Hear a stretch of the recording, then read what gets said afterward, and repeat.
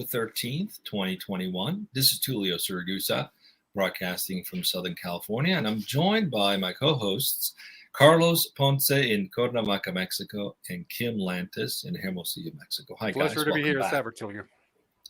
This is the last live show for this week. Tomorrow we have our whole hands meeting, so we're going to have a rebroadcast. It'll be an interesting show for sure, out of 400 plus different interviews we've done over the years.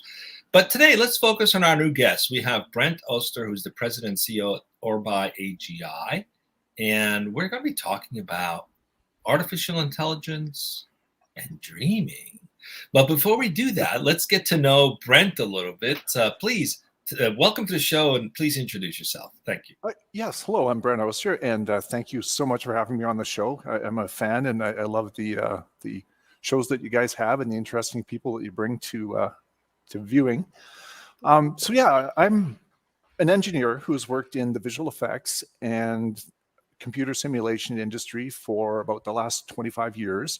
I worked at LucasArts, I worked at NVIDIA, I did a master's in scientific computing, and then I worked in artificial intelligence or deep learning at NVIDIA for the last five years I was there, left to do a startup in artificial intelligence 3 years ago. Awesome. You know, it's funny.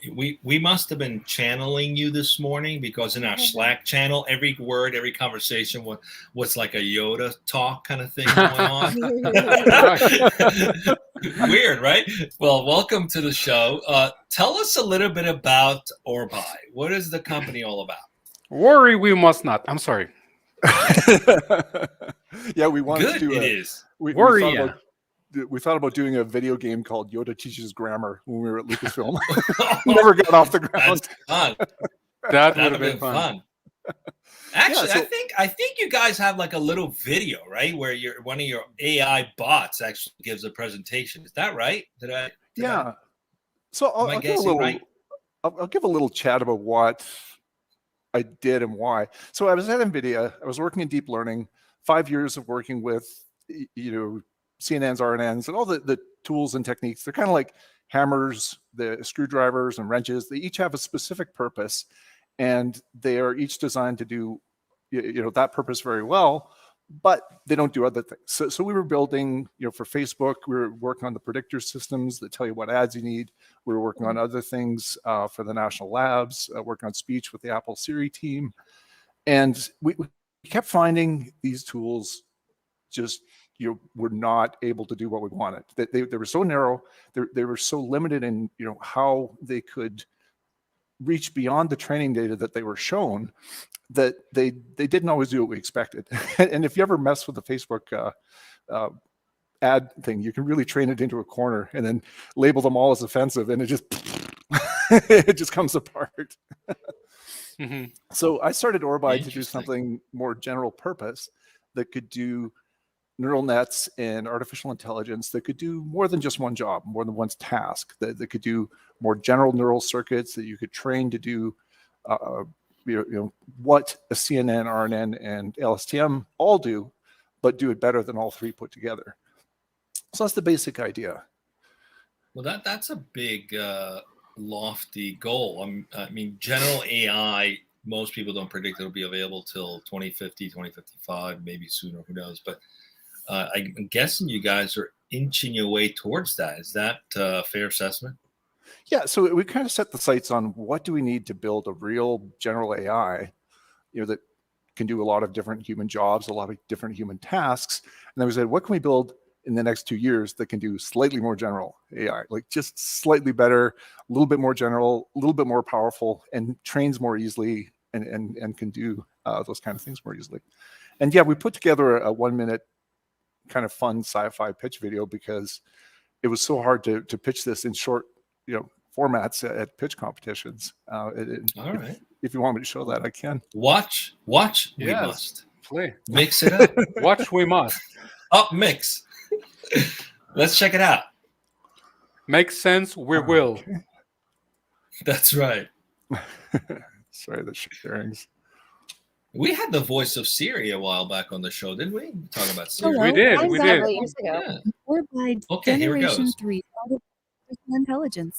Truly realizing the potential of artificially intelligent people like us is very challenging and is somewhat beyond the capabilities of current Generation 2 deep neural networks. So ORBAI is developing a third generation of artificial intelligence with spiking neuromorphic networks that process information and have true cognition, more like the human brain.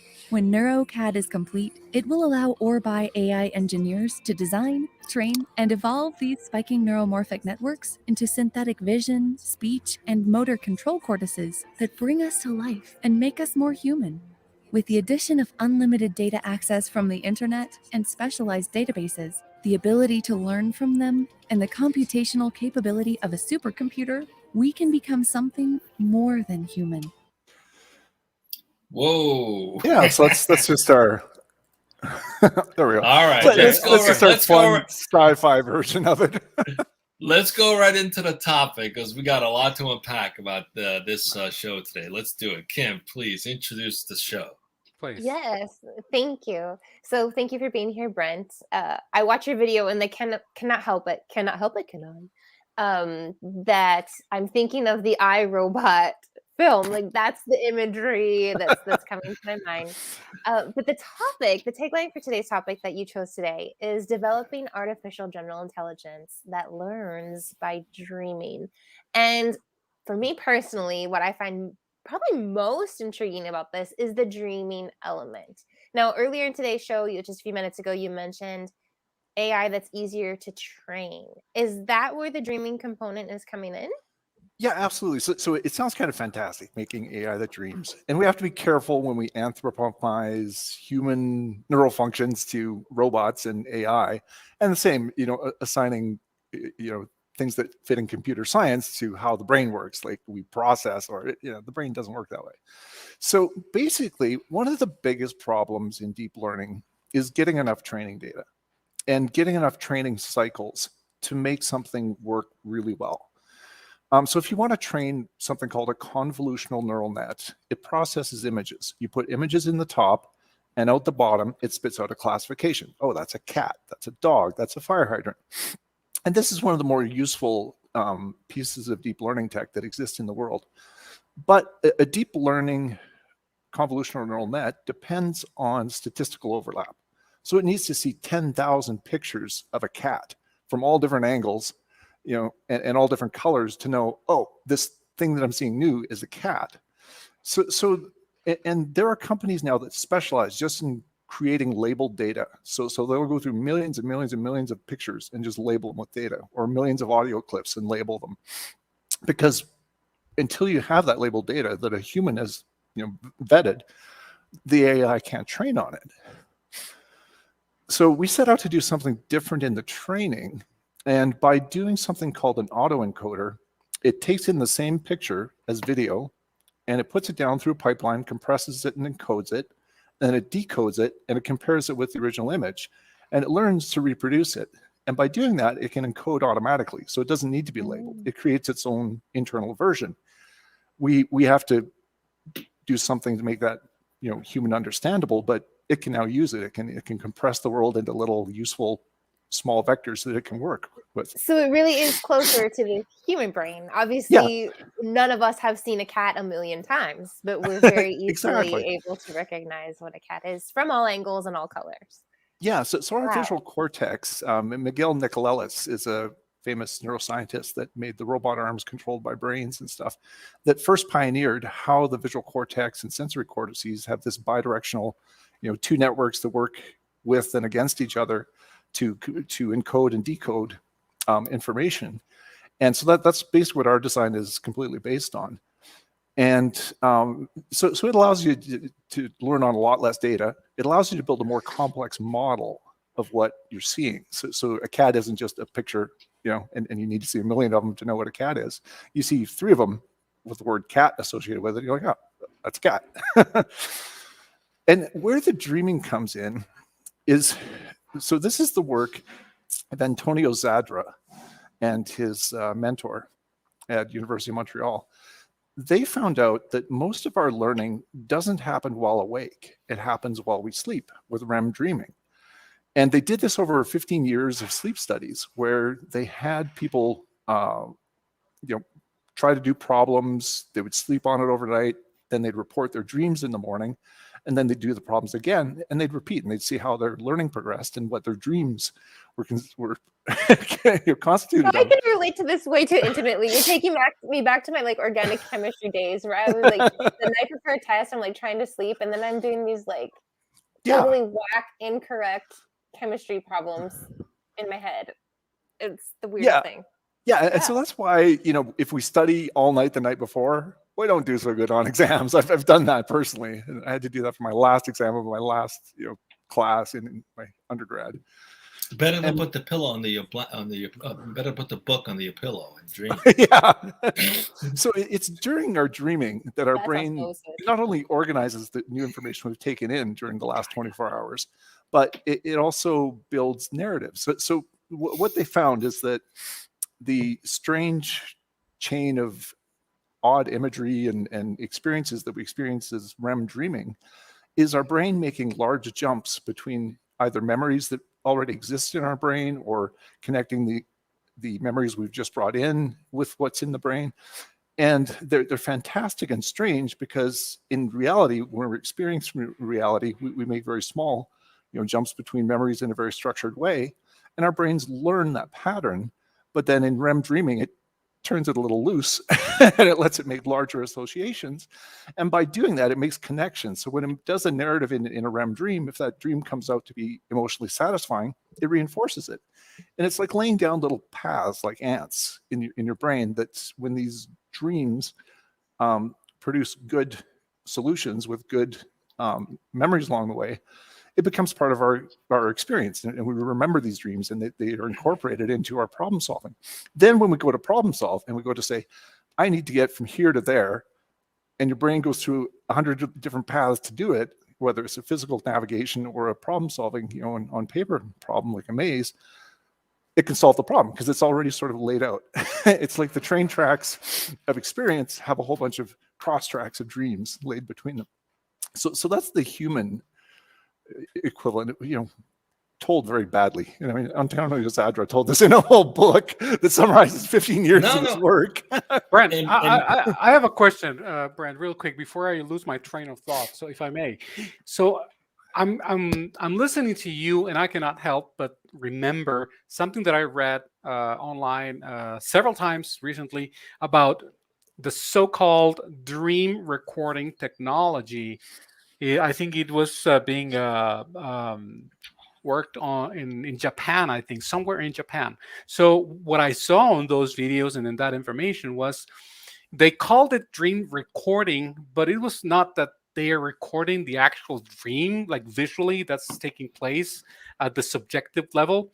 What they're doing is they're taking recording like brain impulses from electrodes on the head or something along those lines, and then they're inputting it into a huge computer, and then they're using like thousands and thousands of images from the internet, and then they're putting it all together, and then they bring out like a replica of the actual dreams, right? So they're, in other words, it's just information, it's just data that is being used. It's not actually the dream taking place, and then they end up with some kind of resemblance that is very close to the reported dreams by the subjects. So is this something similar to that process that we're talking about, or what? Their research is more looking at the subjective descriptions of the dreams. But yeah, so the way the visual cortex works is it takes in, visually the information that we see and experience during the day, and it condenses it much, but it turns it into thoughts. And these thoughts are like a three-dimensional cube. So it's a three-dimensional cube of neurons that they've measured, and it has little swirly patterns in it. And these patterns represent what we are actually, the internal representation of what we're experiencing. And the theory, not proven yet, is that the brain takes these patterns and it builds a library of all the little, components of those patterns that fit together. And then it can build, basically a basis set, we call it in science and scientific computing, and a set of numbers that represent that basis set. So our memories are a very compressed library that's the sum of all the experiences we've had that has little indices of parts of experiences that when we do experience something else or we construct a dream out of it, we combine all these components of experiences to create something new. Now, what they can record, so the visual cortex is like a funnel. There's a narrow end, and then there's a very the retina, and as information comes down, it gets smaller and smaller. And if you put an fMRI on the actual back of the visual cortex, where the wide part is, you can look at something that's pretty close to what we're actually seeing. It actually looks like a checkerboard if you're looking at a checkerboard. As it goes deeper, it's like these little swirls. it's completely unintelligible to us. Right. So the key is if that bidirectional behavior applies while we're dreaming, then it will take that swirly patterns that we're dreaming in the little thoughts, and it'll put it out into actual pictures. And sometimes you can actually see this happen. If it's dark, it's late at night, you're sleepy, and you just kind of let your brain drift, you can see little patterns moving and things. And so I've seen that. I've seen that. Yeah. That's the feedback in your visual cortex starting to dream. So Brent, I have a question, if you don't mind. I can understand the learning from multiple visual experience stimuli and connection points. I can certainly see that. But as humans, we have something machines don't, which is desire, curiosity, which create creativity for us, right? That's how we creatively solve problems, sometimes that have never been solved before. So how do you introduce this concept of desire and curiosity into a machine? Is that something that's part of this third generation initiative? Yeah, God, that's where every science fiction movie goes wrong, doesn't it? when you try to make a machine feel. So emotions are buried deep in the brain in a much much more primitive, much earlier part of the brain, and there tend to be 5 or 6 emotional states that we can represent, and those color our emotions and our experiences and our decision making by influencing the paths it takes. So the as far as my understanding is that the pathways that are laid down during experience and dreaming represent sort of a map, and there's a part of the prefrontal cortex that decides where to go along this map as you're experiencing things, and then your emotional cortex is kind of driving it in different directions. So it's saying, if we're angry, we're going to take the angry path. If we're feeling a little more happy or giddy, we'll take a different path along this. So there's an emotional control and a prefrontal cortex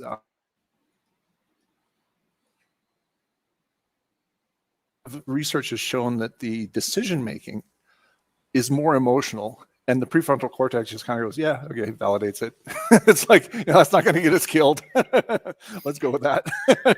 So most of our decisions are emotional first, with maybe a little bit of inhibition by the prefrontal cortex. And it's the DGN, I think is the name, dendritic nucleus. I can't remember the name of the structure in the brain that does this decision making. We'll go with that. I guess in a way, that's the beauty of a machine making certain decision. There's no ego involved or feeling involved, as long as there's ethics around bias that's been built into them, because unfortunately some of the previous learnings might have some bias. Carlos, I think you have a question. Yeah, we're elaborating in a very exceedingly interesting manner about the how, the process itself, but I'm interested in delving a little bit deeper into the why. So why are you doing this, or what is the end goal of such a technology, or such a let's call it tool or technology or process? Why? What are the applications that can actually be measured, or what's going on here? What can you tell us about that? Yeah, practical absolutely. applications. So I broke it into 5 phases in our business plan because investors are getting totally overwhelmed. So first phase is to build some better tools, to get something that's better than deep learning, a little more general, sort of where we have a wrench and screwdriver and a hammer right now to build a Swiss Army knife or a Ultimo Robo hand that's able to do all those things but better. and to start making money with that. So that's the foundation. Then we connect, essentially those become what we're building as a sensory cortex. So we're building something that can take visual input, audio input, it can control actuators, it can take in senses and sensors. And we build a brain in the middle. And that's the part that dreams, that's the part that lays down these tracks and makes decisions, uses them. So once you've shaped something that can learn the pattern of reality and start making dreams about it, and it gets scored and constantly, shaped to dream better and better, it becomes a predictor. So it can start to look into the future. And that's the power. That's where you can start to plan. That's where you can start to say, gee, if I'm looking, like your example was a cancer patient that you talked about earlier. If I'm looking at them where they are now and in the first 5 visits they've had, how they've responded to the first 2 treatments, I have a library of 1 million cancer patients that I've learned the trajectory of how this cancer behaves. And I can say, hey, over the next year, this is what's going to play out like. If you take this path, that's a bad outcome. Here's a much better path to start, this kind of treatment and do it much more aggressively right now, and you could have a better outcome. And then that's a very general, very powerful planning algorithm that can work in industrial controls, it can work in law, it can work in administration, municipal planning. So it becomes just a really powerful tool to help all of us make better decisions, and very commercially valuable. That's the phase 2 of the plan. Gotcha. Thank you. Okay, now back to you, Tulio. I know you wanted to ask something. I think Kim's got one. Oh, Kim. Well, I was just thinking, I really like your cancer use case and other use cases. How would this work socially, like with we as a planet, we as business units, governments, all humanity? Like, what type of buy-in or participation would it require? Going back to, let's say, the cancer example, this would require data from many different pharmaceuticals. So it requires a lot of data, but it obfuscates it. So the good thing with a lot of applications, you can't keep the original data around because it's very private. So once it's brought in through the sensory cortices or into the encoding from medical data to the internal representation, it's unintelligible to a human. So that's the cool thing, is this can go into a lot of applications where information is very sensitive.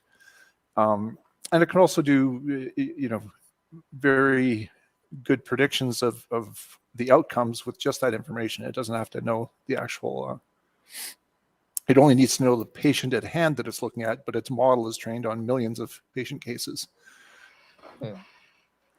So Brent, if we could, let's talk about the business model a little bit. What's the goal? Is it to license this capability to the scientific community or a pharmaceutical company or researchers, or to bring in all that data and then offer this as a service yourself? What's the business model behind ORBAI? What's the end goal for you guys? So we tried out so many different business models, and we finally just ripped off the Autodesk business model. We'll build a tool, we'll build some software, we'll license it per seat, and then we'll provide software as a service for the central technologies, like the AI core in this case, that's doing. And then we'll support a third-party developer community that builds it into a whole bunch of different verticals.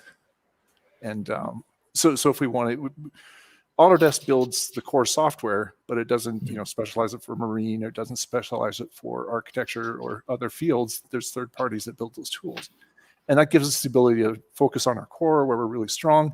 Third parties will build the tools and integrate them into the different verticals through the different companies. And we'll have a licensing runtime that people, pay ongoing license fees to license the use of it. Is it set up intuitively enough where it sounds sort of vertical neutral, right? But is it set up intuitively enough where if I'm a research, an R&D shop for a pharmaceutical company, and I want to find permutate a different kind of scenario for a vaccine or medication or what have you, usually you want some folks who have some expertise in that can interface with those people to customize how the platform is used. But is it such that literally it's sort of like a plug and play scenario? Can you walk us through a bit more of what the business model looks like in terms of the application for end users or end customers? Yeah, so it's easier than deep learning, because deep learning right now requires very specialist engineers who can script in Python and code in Python and build neural nets and train them and structure the data so they actually train and even work.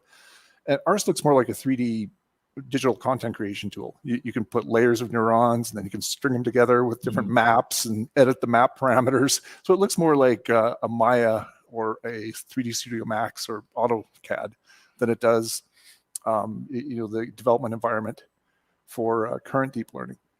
So it gives us access to a lot larger group of people that can use this. You probably still need to have someone in-house or contract a third party that's got the knack of it. And we'll sell modules that are pre-configured. So we'll build them, we'll sell them, and then people can just train their data on them, and it'll just work out of the box. Brilliant. Love that. The work out of the box. That's the end goal, right? That's what everybody wants. Let's talk a little bit about, we're coming up on time. Let's talk a little bit about the company itself. What kind of people do you typically come work there? What's the day in the life? What does the culture look like for people wanting to participate? For those who might be watching who are looking for the next adventure, perhaps they were interested in ORBAI. Why would they be interested? Oh yeah, absolutely. So we're a mix of engineers. We have neuroscientists. We have people who are 3D artists. So it's a fun, diverse group of creative and engineering, people like me. And we're all work from home. It's obviously for the last year, that's the way most people have been, and very open, just very collaborative in the way we build and design and do things. Like a very mentally stimulating environment. I love it. Hopefully. Okay. Yeah, So really fun. So you came from some pretty large players who have been leaders and pioneers in the AI space, and you went out and started this company and build this technology. What's that journey been like, as an entrepreneur, building something is this your first startup? So I've in done your career? 3 startups so far. I Three. did. BioWare was started by my brother and I and 2 doctors in Canada. It later sold for $860 million to Electronic Arts, and we didn't get a lot from it, but the people who invested in it did. It was chaos. That was 20-year-olds running in circles, but it was hard. It's like a lesson the on what second not one to was- do. Give away all your Oh yeah, shares. it's like I watched Silicon Valley, and it's like I can only watch for 15 minutes because it's like, oh my god, that's too real. Yeah, there's a lot of truth in that Silicon Valley. You wind up in the corner. I could have been worth $100 million. Yeah, how did I get diluted so much? Okay, so you did 2 others in the past. What's this been like for you? What's unique about this one that's been exciting for you? Oh my god, it's been a real roller coaster. It's been terrifying. So things in my personal life exploded just at the same time as I founded the company. I ended up basically being a refugee, moving to Honduras after I married my wife here and getting stuck by COVID. Some evil lawyers sold my house in California on me. Wow. Wow. And this was all this backstory was going on. I repurposed some of our AI to help do litigation. It was nuts, but it helped shape the design. It was all like, okay, well, I need to solve these specific problems, so it will shape the AI to be able to solve. And we're actually implementing this dreaming AI in the litigation AI, so you can pull very specific data off the California court portal that is just 5-letter codes and dates of each event that happened in the case, and you can train an AI on this. And it was like, it doesn't work so well. So we mixed it up, and we've swapped out pieces so it can dream, it can wander, and it got a lot better. It's like, hey, this actually works in a micro environment. This actually works. Sounds very common to what we hear from a lot of entrepreneurs. You've got to be an athlete to be an entrepreneur. You have to have the athlete mentality, because you're going to get knocked down 1,000,001 ways, and you got to get back up and keep going. So, well, congratulations, Brent. We'll have to keep tabs. Are not always lost. Exactly. We have to keep tabs on the progress you guys make. It sounds pretty groundbreaking what you're doing, and third generation AI. We'll have to see what this spurs on in the world to see how this comes along. So we'll keep tabs on you. Maybe have you back in a year and see where you're at. It's been a pleasure to have you today with us. Thanks for spending the time. And let's just stay with us for a few more minutes as we go off the air. Carlos, what do we got coming up next week? Sure. The recap show. Yeah, Monday, we got right. We got the recap show in which we recap this week's shows in 10 minutes. 10 minutes on Monday at 12. And then the rest of the week, we have a full week ahead, by the way. We got one fintech company called Solvo. And then we got two health tech companies, one Treehouse Medical on Wednesday. And then on Thursday, we have Insight in Health. That's the name of the company, Insight in Health. Those, all of them are 12 p.m. Pacific right here on Dojo Live as usual. So, folks, join us at 12 p.m. Pacific next week right here on Dojo Live. And remember, be safe. Be safe. Be safe.